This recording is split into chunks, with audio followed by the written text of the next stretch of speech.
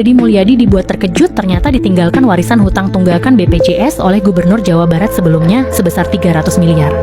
Warga Jawa Barat pun ikut terkejut ternyata Ridwan Kamil kinerjanya bobrok. Selama masa jabatannya Ridwan Kamil banyak menghambur-hamburkan APBD untuk dana hibah yang tidak jelas, belum lagi hutang untuk pembangunan Masjid Al-Jabar sebesar 1 triliun. Kalau begini kan yang pusing Kang Deddy Mulyadi karena harus bayar tagihannya. Dan daripada APBD dibuat untuk dana hibah yang nggak jelas, mending bayar kewajiban hutang BPJS dulu atuh. Kan kasihan nantinya rakyat Jawa Barat kalau sampai nggak bisa berobat karena belum bayar tagihannya. Pemprov Jabar punya kewajiban hampir 60 miliar dalam setiap tahun untuk biaya operasional terbayar. Itu berapa ya? Terus kemudian Pemprov Jabar ternyata punya tunggakan hutang BPJS 300 miliar terhadap kabupaten kota.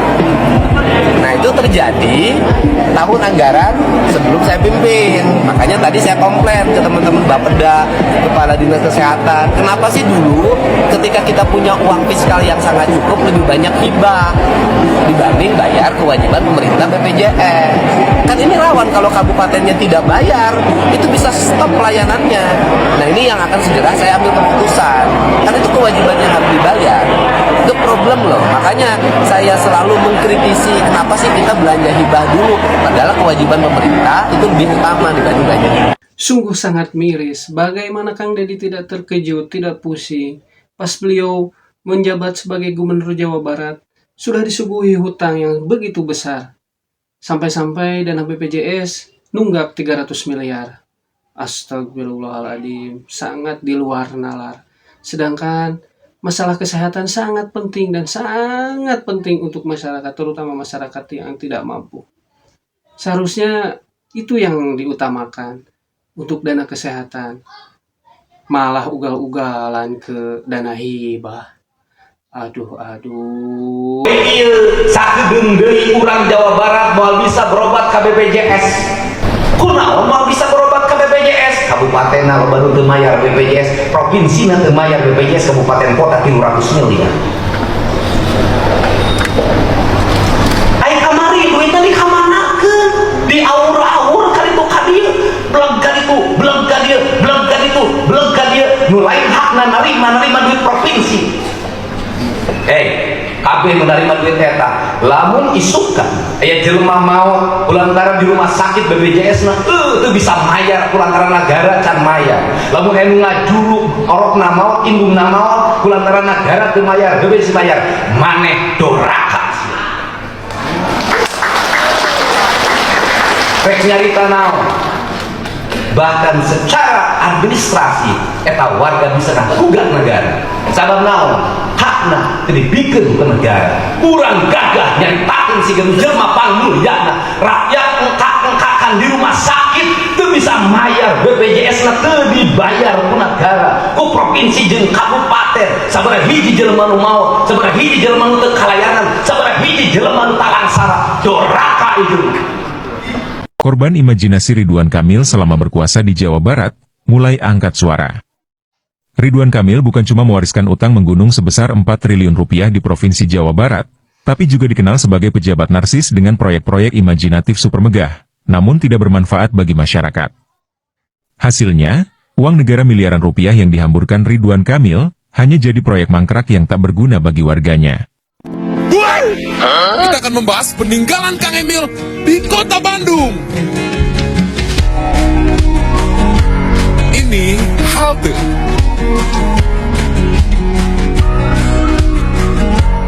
Dan sudah tidak ada.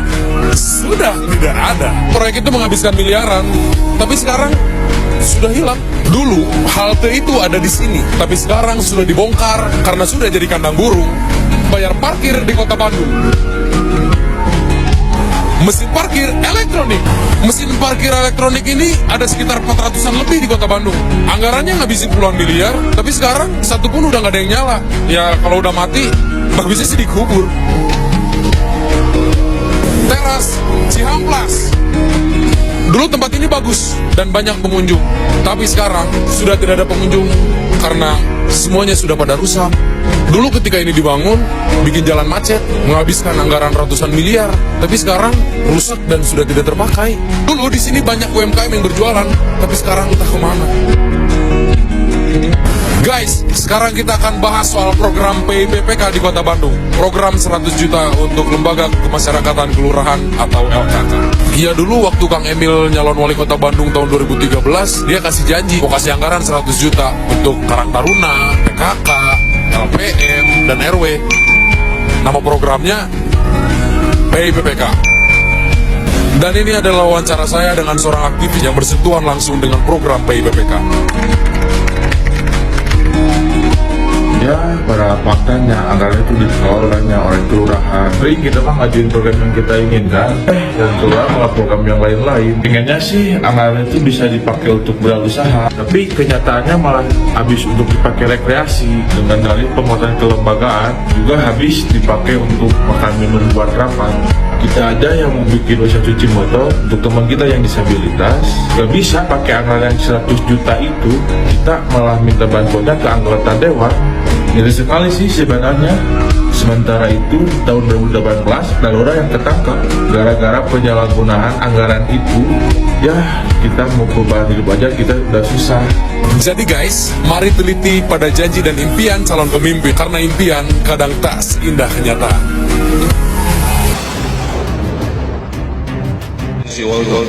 Apa Pak? Giant Seawall.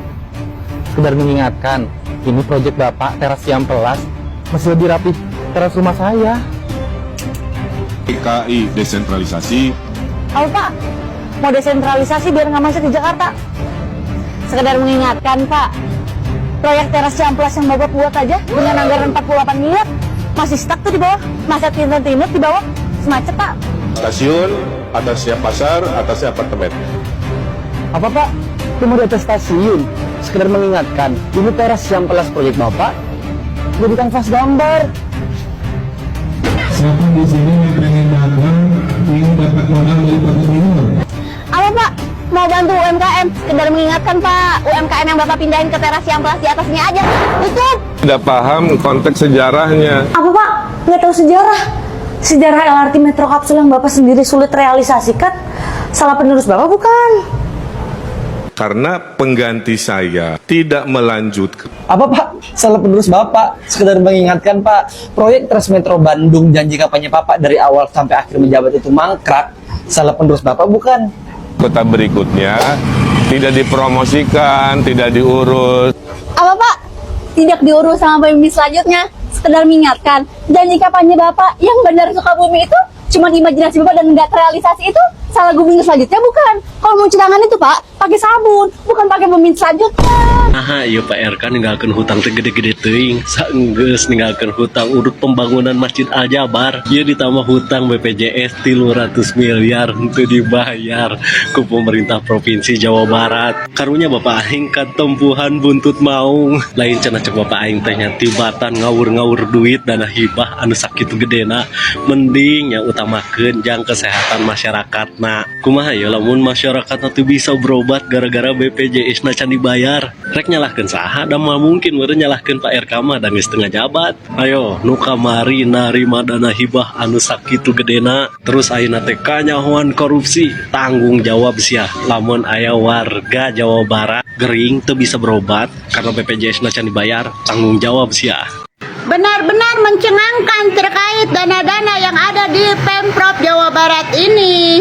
Yang kemarin-kemarin itu terkait dana hibah kan. Nyampe gitu sampai melotot ngelihatnya kayak gitu kan. Terus terkait belanja media yang nyampe nominalnya itu sampai wow ada didau banget gitu gedenya. Tapi viral mah kagak itu berita-beritanya kalau kata mantan gubernur sebelumnya gitu kan. Saya sudah bekerja, cuman sayang katanya beritanya nggak viral aja, jadi masyarakatnya taunya saya nggak bekerja gitu kan. Pernyataan itu ada saat di podcastnya Akbar Yunsen apa gitu, pokoknya ada aja. Entah emang kagak viral, entah emang kagak diinfoin, kagak tahu dah ya kalau masalah itu mah. Tapi dana belanja medianya mah ada gede. Nah, terus sekarang terkait tunggakan BPJS. Nyampe 300 miliar coy. Gila bener. Dipakai apa itu duit ya? BPJS aja nyampe nunggak. Kesehatan loh itu loh. Pantasan para elit-elit sebagian gitu kan, oknum-oknum apa pada nyerang-nyerang Bapak Deddy Mulyadi. Ternyata ini satu persatu udah mulai kebongkar, mulai kebuka. Brok-brok banget ternyata di dalamnya. Kalau menurut gue sih ya, Pak Deddy Mulyadi ini tuh ngebongkar terkait ABC melalui medianya, melalui media sosial kepada masyarakat biar apa? Bukan dia ingin menjadi seperti yang dikeluarkan gitu Mulyono jilid 2 gitu kan.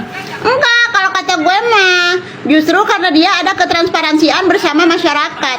Agar apa? Agar masyarakat itu tuh tahu gitu loh. Agar masyarakat itu nggak selalu dibodoh-bodohi sama orang-orang pada pinter-pinter yang bergelar-bergelar di atas sana gitu.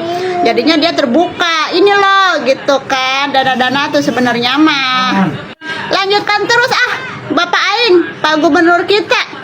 Lanjutkan, resep bener gua mah ngelihat terkait pembukuan dana-dana di atas-atas sana, termasuk salah satunya di Provinsi Jawa Barat ini. Resep gitu pembukuannya, kebayang gua mah jadi sekdanya liar kagak ya. Dana ini kemana gitu kan, sampai punya tunggakan. Ampun. Jangan-jangan tunggakan 300 M itu tuh buat ntar gue sebutin meradang lagi fansnya sama gue. Ngerti meren lah itu yang si genteng pink. Udah gitu aja ya malam hari ini. Mencengangkan, udah mencengangkan, dana-dananya mencengangkan. Jantungan dah lo udah. Bapak Aing kaget guys, ternyata Jawa Barat punya tunggakan hutang sebanyak 300 miliar ke BPJS. Gelo, jelema edan. Berarti hutang eta teh salila gubernur teh heula ngajabat. Edan ya mah. Rek kumahakeun nya Jawa Barat lamun geus kieu. Atuh Bapak Aing bagian ketempuhan mayaran hutang. Sarua juga pejabat-pejabat nu ayeuna di daerah ogenan bagian ketempuhan bayaran hutang. Aduh, Aing tadi tes bayar pajak guys, poe tadi. Mantuan merenyai, urang ge bayaran hutang. Da urang teh taat pajak, wajib pajak. Soak Aing mah. Sing atuh euy, jadi pejabat teh mun sakirana teu mampu ngajalankeun perputaran roda pemerintahan dan perekonomian masyarakat sejahtera, mending kene ngajedog eureun mengundurkan diri. Cak urang mah mending kitu. Leuwih alus daripada dipaksakeun kalakah ngagedekeun hutang. Buah edan. Deddy Mulyadi menyebutkan bahwa sebentar lagi warga Jawa Barat tidak bisa memakai fasilitas BPJS Kesehatan. Kenapa tidak bisa memakai BPJS Kesehatan? Karena ternyata Pemprov memiliki tunggakan terhadap BPJS Kesehatan sebesar 300 miliar. Kok bisa Pemprov mempunyai tunggakan? Ini adalah tunggakan pada saat kepemimpinan gubernur sebelumnya, yaitu Bapak Ridwan Kamil. Yang jadi pertanyaannya adalah Bapak Ridwan Kamil kenapa bisa mempunyai tunggakan BPJS 300 miliar, sedangkan dana hibah keluar ratusan miliar secara ugal-ugalan. Apakah kesehatan masyarakat tidak lebih penting daripada dana hibah? Sepertinya ini adalah sebuah hal yang wajib dipertanyakan kepada Kang Ridwan Kamil yang berimbas pada pelayanan kesehatan di rakyat Jawa Barat. Nanti kalau misalkan ada yang tidak dilayani sampai meninggal, nih siapa nih yang akan bertanggung jawab? Apalagi nih buat para orang-orang yang dapat dana hibah kemarin nih, kalau yang meninggal yang tidak dilayani nih dosanya pada ditanggung ya tuh. Masa orang-orang yang mengerti agama tapi makan uang kesehatan warga Jawa Barat? Sungguh sangat miris. Sungguh sangat miris.